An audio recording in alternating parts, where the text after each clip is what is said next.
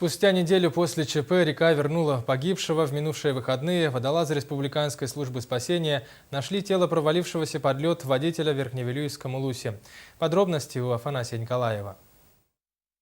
Машина провалилась под лед в 5 часов вечера 30 ноября. Пассажир микрогрузовика успел выбраться из машины, водитель погиб. Сразу тело погибшего не удалось обнаружить. Тогда водолазы посчитали, что его унесло сильным течением. На месте ЧП оно достигает 7 метров в секунду. Но с помощью любительской подводной камеры родственники смогли обнаружить погибшего. Вон кепка лежит. Но кепка видит. Ну, сейчас. Она пустая. Вот. Видишь, капюшон.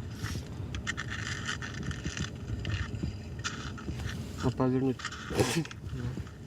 Вот капюшон, рука видна. Ага. Родные погибшего вызвали специалистов Республиканской службы спасения. Водолаз Гаврил Павлов спускается на то место, где было найдено тело.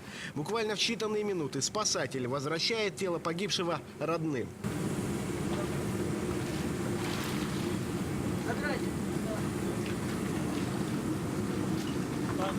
Как позже объяснил Гаврил Павлов, быстрое течение значительно усложнило работу водолаза.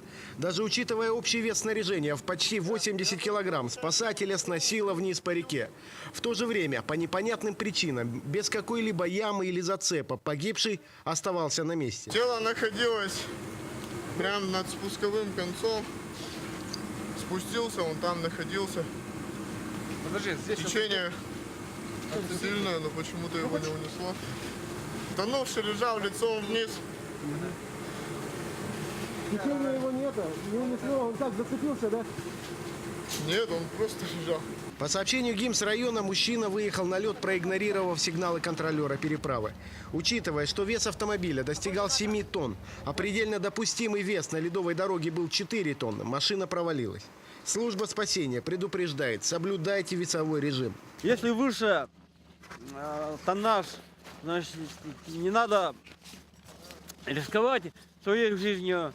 Вот, соблюдайте правила дорожного движения. Афанасий Николаев, НВК «Саха», Верхневилюйский район.